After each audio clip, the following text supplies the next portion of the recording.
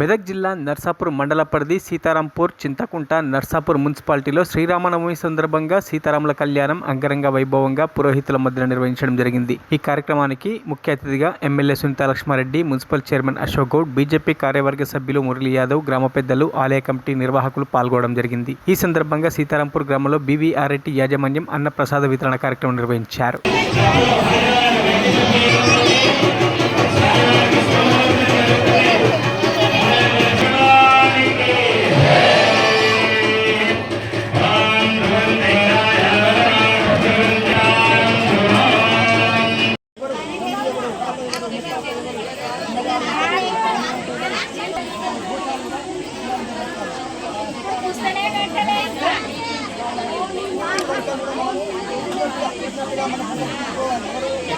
రామ రామ రామ రామ సీతా రామ జయ రామ రామ పావన రామ రామ సీతా రామ జయ రామ రామ పావన రామాయణ రామ జయ రామ